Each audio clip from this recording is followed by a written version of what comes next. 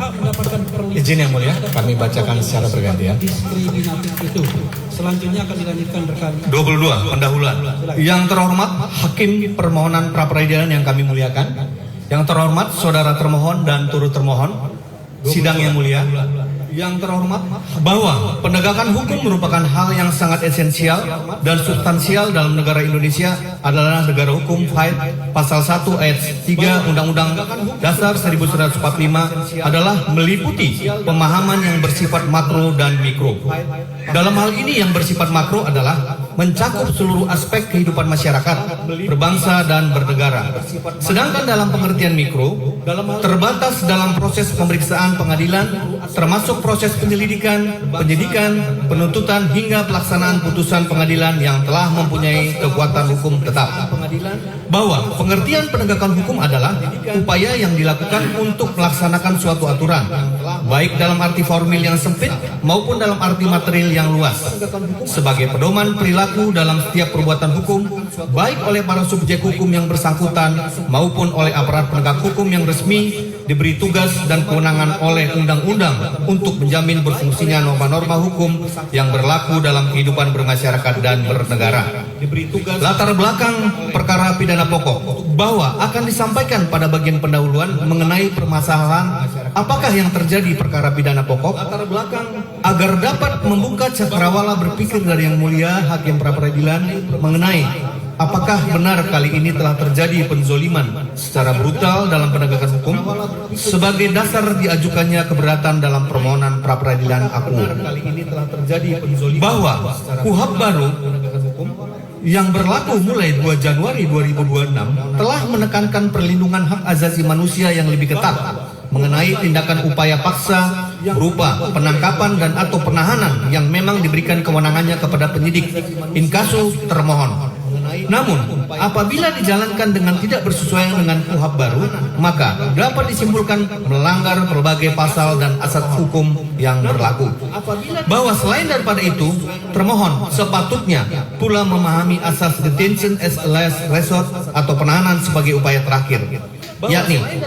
upaya paksa penahanan seharusnya hanya dilakukan jika benar-benar diperlukan dan seharusnya penahanan digunakan sebagai kebutuhan penyidikan sehingga harus dimaknai adanya pelanggaran pula terhadap asas nemo judex in causa sua atau tidak ada orang yang boleh bersikap subjektif, yakni penyidik inkasu termohon harus objektif dan tidak boleh menunjukkan subjektivitas, yakni penyidik inkasu termohon harus. Poin 23 bahwa pemohon akan terlebih dahulu menguraikan secara singkat kronologis penyidikan perkara pidana yang diajukan permohonan pra peradilan aku, yakni sebagai berikut. Pemohon akan terlebih dahulu bahwa Presiden ke-7 RI Insinyur Joko Widodo atau disebut Jokowi secara resmi telah melaporkan beberapa orang ke Polda Metro Jaya pada tanggal 30 April 2025 berdasarkan laporan polisi mana dengan nomor LP garis miring B garis miring 2831 garis miring 4 Romawi garing 2025 garing SPKT garing Polda Metro Jaya atas nama pelapor Insinyur H. Joko Widodo, yakni diantaranya terhadap KRMT Roy Suryo Noto Wiprojo inkasu pemohon dan beberapa orang lainnya dengan 5 pasal yang dilaporkan, yakni pasal 310 KUHP lama yang saat ini telah menjadi pasal 433 KUHP baru, pasal 311 KUHP lama yang saat ini telah menjadi pasal 434 KUHP baru, pasal 27A Undang-Undang Nomor 1 Tahun 2024 Jungto Undang-Undang Nomor 19 Tahun 2016 Jungto Undang-Undang Nomor 11 Tahun 2008 tentang ITE, pasal 32 ayat 1 Undang-Undang Nomor 1 Tahun 2024 Jungto Undang-Undang Nomor 19 Tahun 2016 Jungto Undang-Undang Nomor 11 Tahun 2008 tentang ITE, pasal 35 Undang-Undang Nomor 1 Tahun 2024 Jungto Undang-Undang Nomor 19 Tahun 2016 Jungto Undang-Undang Nomor 11 Tahun 2008 tentang ITE. Bahwa namun ternyata terdapat beberapa orang lain yang secara melawan hukum juga melaporkan pemohon dan beberapa orang lainnya, yakni berdasarkan laporan polisi sebagai berikut. Nomor LP garis miring B garis miring 978 garis miring 4 Romawi garis miring 2025 garis miring SPKT garis miring Polres Metro Jakpus garis miring Polda Metro Jaya tanggal 23 April 2025 atas nama pelapor Andi Kurniawan yang melaporkan dugaan pasal 160 KUHP lama atas nama pelapor nomor LP garis miring B garis miring 1387 garis miring 4 Romawi garis miring 2025 garis miring SPKT garis miring Polres Metro Jaksel garis miring Polda Metro Jaya tanggal 26 April 2025 atas nama pelapor Lecumanan yang melaporkan dugaan pasal 160 KUHP lama dan pasal 28 ayat 2 Undang-Undang ITE nomor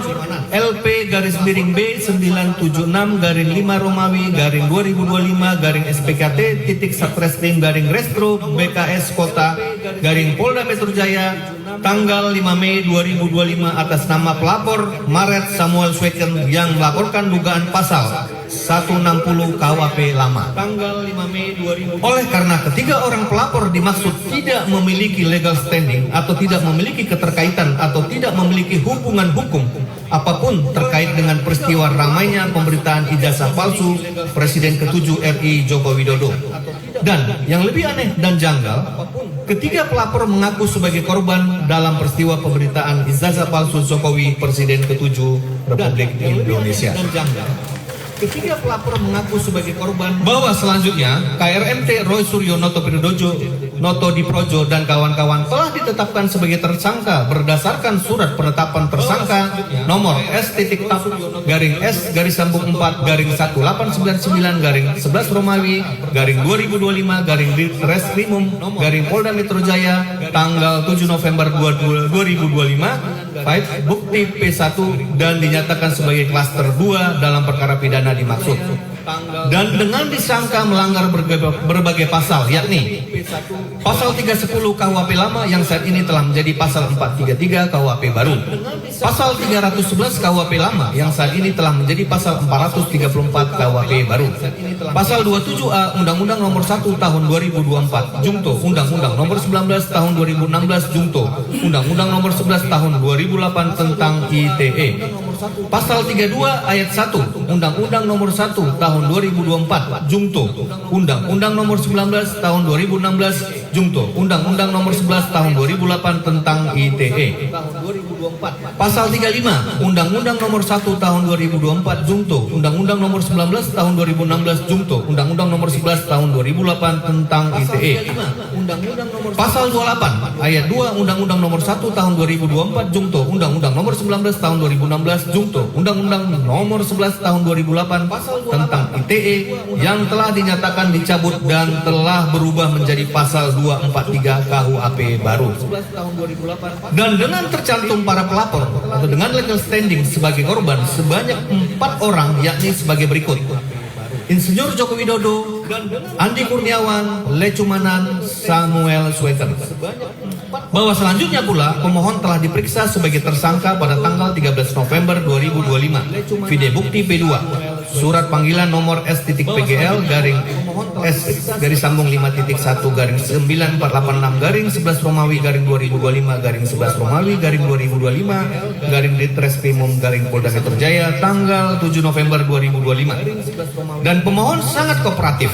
dan telah selesai diperiksa, serta selanjutnya telah dikenakan wajib lapor untuk 1 kali seminggu oleh termohon hingga saat dilakukannya penangkapan atas diri pemohon pada hari Jumat tanggal 19 Juni 2026 lalu, dan telah dijalankan dengan tertib dan penuh disiplin, yakni pemohon melapor pada waktunya ke Mapolda Metro Jaya in kasu termohon. Meskipun sesungguhnya pasal 108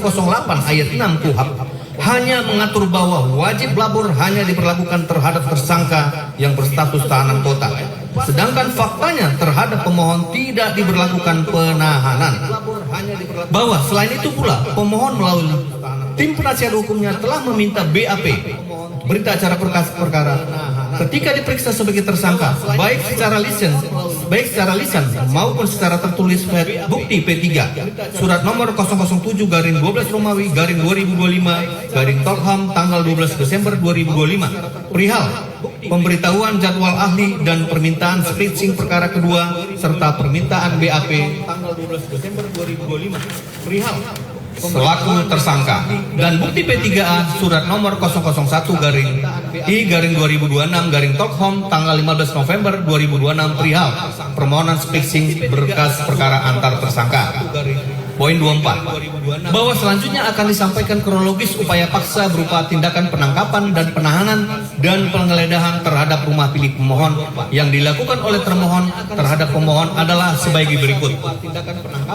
Pada sekitar pukul 7 WIB hari Jumat tanggal 19 Juni 2026, termohon secara tiba-tiba dan melawan hukum telah datang ke rumah milik pemohon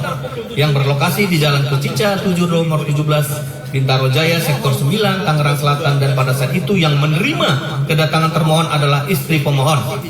Dan dengan tanpa memperlihatkan surat perintah penggeledahan, termohon yang terdiri dari beberapa orang memaksa masuk ke dalam rumah dengan tanpa izin dan sama sekali tidak memberikan kesempatan atau bertanya kepada pemohon atau istrinya apakah diizinkan untuk masuk atau tidak. Dan bagaikan sedang akan melakukan penangkapan terhadap teroris, termohon langsung menyatakan akan melakukan penangkapan terhadap pemohon.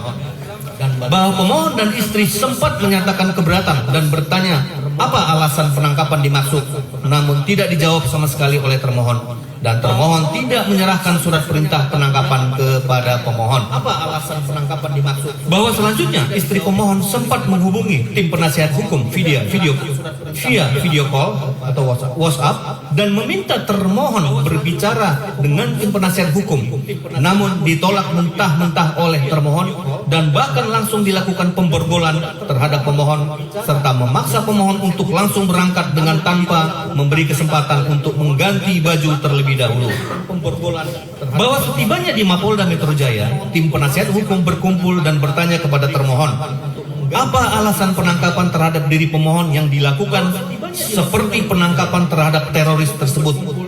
Namun tidak diperoleh jawaban apapun dan termohon juga sama sekali tidak menyerahkan surat perintah penangkapan dan atau memperlihatkan surat perintah penggeledahan kepada tim penasihat hukum. Dan termohon bahwa selanjutnya ternyata termohon menyatakan terhadap diri pemohon telah diterbitkan surat perintah penahanan dengan nomor SP.Han garis 458 garing 6 Romawi garing res titik 1.14 garing 2026 garing Ditreskrimum garing Polda Metro Jaya dengan tanggal 19 Juni 2026. Dan termohon juga tidak memperlihatkan dan atau menyerahkan surat perintah penahanan dimaksud. Dan selanjutnya pula, dan termohon juga tidak memperlihatkan dan atau menyerahkan pada sekitar pukul 4 WIB, ternyata termohon dibawa ke rumah sakit Polri di Kramat Jati, Jakarta Timur dan dinyatakan gula darah agak tinggi dan harus dilakukan rawat inap di ruang VIP hingga hari Senin tanggal 22 Juni 2026. Dan rencananya pada hari Senin pagi tanggal 22 Juni 2022 akan dilakukan limpah tahap 2 ke pihak Kejaksaan Tinggi DKI Jakarta.